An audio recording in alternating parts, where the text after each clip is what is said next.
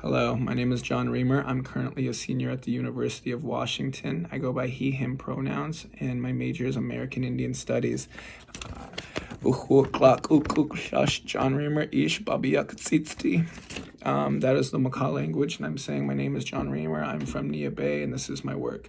For my art project, I decided to name it Playing a Part in Indigenous Conservation. And for that, I decided to do an art medium of a personal drawing because I felt like that was the best way to capture the essence of this class and the lessons we were able to learn in this class and then all the work that we did in this class. Okay, my art represents a depiction of traditional knowledge mixed with Western science knowledge. If you look in the image, you can see a silhouette of a ghost, well, not a silhouette, but a ghost image of sorts of native Mother Earth, and she's holding the planet. And because that's always been the way it's been. Traditional knowledge has been embedded in our spirits and our culture since the beginning of time. And I feel like that was an important part of this class and an important part we learned. If you look underneath the earth, you can see physical hands, and that represents the support that Western science gives, as they both help hold up the planet, and they were both needed for proper decisions to be made. And it's important that they're both brought into conversation and no one is left out. You can see Daybreak Cultural Center below the picture because that's where all the work took place. And then you can see tiny little hands supporting the planet as well. And that's where our class stepped in. And that was why I named it Playing a Part in Indigenous Conservation, because we all play a part in it and we all made the work possible. Another important note is I depicted the spirit holding the planet as a female, an indigenous female, because it's been one of the backed things I've learned about my life in this quarter is indigenous women are the backbone of culture. They're the givers of life, the givers of knowledge, the givers of nourishment. And I feel like that was the best way to depict this art piece. So that is what I went with. And even today at UW, I've learned from a lot of brilliant instructors this year, and they've all been women. And for that, I'm forever grateful. I've learned a lot of amazing things that I'll never forget, and that I never could forget. And I'm just grateful to take all this knowledge and give it back once I graduate. For this project, a little preface info is we were required to do 2 hours of volunteer work at the Daybreak Indian Cultural Center, where we would be removing invasive species to help revitalize the garden. This project included removing invasive species of the areas we were assigned to. A lot of this was blackberry bushes, as they were very harmful to indigenous plants, but we were also able to familiarize ourselves with the area and see what was all around it and what the whole Indian Cultural Center included. I feel like before the project began, I had initial thoughts of this just being busy work, and that was really arrogant of me because I wasn't really taking into account the work we were doing or the importance of it. I feel like after I got a chance to actually see what the Cultural Center was about and everything what it took to become what it was, my perspective really changed, and I feel like it felt really good to have the opportunity to give back to something like this. And it really felt heartfelt after that because it felt like contributing to something that mattered, and it felt really selfless. What does conservation mean to you? That was one of the first questions we were asked at the start of the quarter. And at the start of the quarter, if you asked me what conservation meant, my ideas were deeply embedded in colonialistic views. I felt like conservation was strictly about keeping things around so that we could continue to use them and stay alive. Thinking of just the human race. I'm thinking of like keeping salmon runs around because it increases economy, or or replanting trees so we can continue to harvest them. I kept thinking of things that were embedded in economic value rather than taking a deeper look at what these things were. And I feel like as the class went on and I got the opportunity to hear my peers speak, the lectures, and even the readings and the videos, it changed my idea of what conservation means. I feel like conservation is morally embedded as it is a way of life.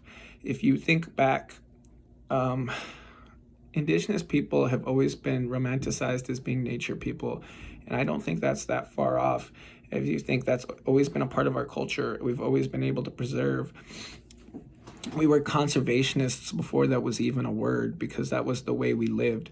To me, conservation includes far more than reserving resources. It's more about reserving a way of life, a way of culture, a way that we've been able to practice for for so much more. It's being a part, it's realizing we are part of a cycle. We're not bigger than the cycle, but we play an important part in it. And as much as we take, we must give back for future generations. Our job now to be a good ancestor is to take care of the planet and get these things in place so that we can continue to flourish down the road. We shouldn't be taking things until they're gone. That's not fair. Conservation is taking care of everything for everything. In that aspect of, we have to help do all these things so further down the road, other people are not worried about these things. We have to embed these lifestyle ways so that we can continue to live a healthy lifestyle on planet Earth.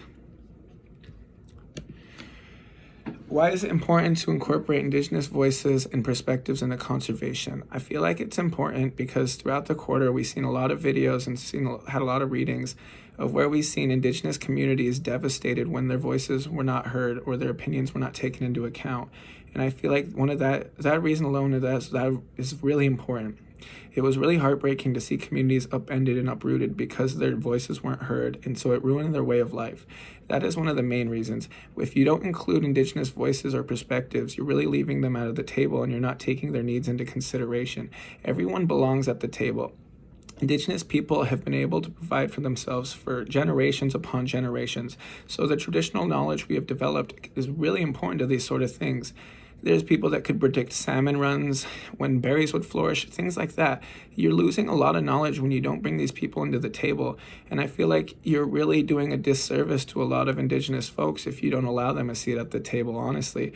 As we've seen before, traditional knowledge plays just an important role as Western science. So when you include these voices, the possibilities really flourish. And I feel like we've seen that even through like case studies and sorts of things. When you combine the two, the opportunities are way more vast.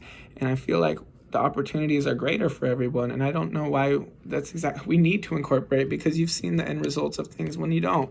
We've seen salmon runs deplete. We've seen the buffalo go extinct. We've seen plants fall off the face of the earth because our indigenous voices aren't being included. And I think the proof is in the pudding of why they need to be included. Like, we see the end result. We've seen the devastation. So yes, this is why Indigenous voices get included. We belong at the table. Why is restoring the garden important to the urban Native community of Seattle? I feel like the restoration serves a lot of importance. One of the main ones is an active form of resistance, because without the resistance of the activists in the 1970s, there would have never been a Daybreak Star Indian Cultural Center. Restoring this garden is important because it brings back a sense of belonging to the Indigenous people of the area, honestly. And if you think of this is just a small step in the right way. It makes me think back to our guest lecturer, the one who was a Hawaiian native, and they talk about their self-preserved food systems. And I feel like this could be a step in that. That's important. We can start to provide fresh food for the urban Native community of Seattle, and that would be amazing. We can have gardening seminars and that stuff where people can come grow their own food to learn to self-provide. This could help increase the diets and the health problems that we have within urban areas and Native Americans. And I feel like this is important because it shows a sense of pride. We got our land back, and now we're taking care of it, and we're doing something with it. And it's helping erase the idea that natives aren't visible. We're not. We're still here. We're thriving, and we're doing great things such as this. This is just a step in the right direction. This is awesome because when you're gone, you're a native from a reservation, and you're losing your sense of community, and things like this are happening. It brings you a sense of community back, and it helps you thrive, because that's what we need. That's what we've grown up with. And I just feel like this is really important work because others can follow up on this work, and the possibilities are honestly endless. What does this space represent to the Indigenous communities? I feel like this space represents an area of resistance, like I've said before, but even more of that, a sense of community. This place is a place where you can have gatherings. There's an art museum. This is a home base for the Urban Indian Foundation. There's powwows, and this space represents a place of belonging, home.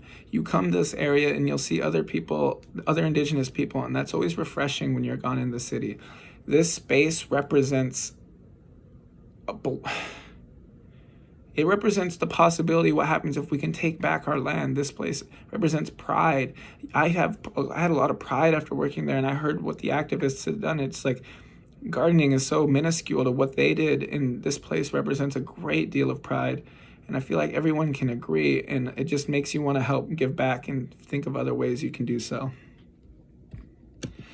What did I learn from participating in this project? I learned quite a bit, honestly. From the hands-on work, I learned that it's okay to step outside your comfort zone. I learned the importance of working towards maintaining areas like controlled burns, removing invasive species, and replanting species. I learned how that's important work if you want an area to continue to thrive. I learned that it's okay to step out your comfort zone. I've always been a homebody, an indoor person, and I wasn't really fond of this. But, I had a great time working with Jessica and my classmates, and it really made me feel at home. And that was really nice being 5 hours away from home for 9 months out of the year. And it just felt really good to be able to feel like a part of something outside of being away. And I learned that there's a lot of really interesting concepts of nature that I never really thought. And it kind of makes me rethink my major, but at the same time, there's just so much to learn, and I feel like that's awesome. I've never really embraced being outdoors, but the work we did, I really found myself being more interested in that and trying to look for ways I could be more of a conservationist.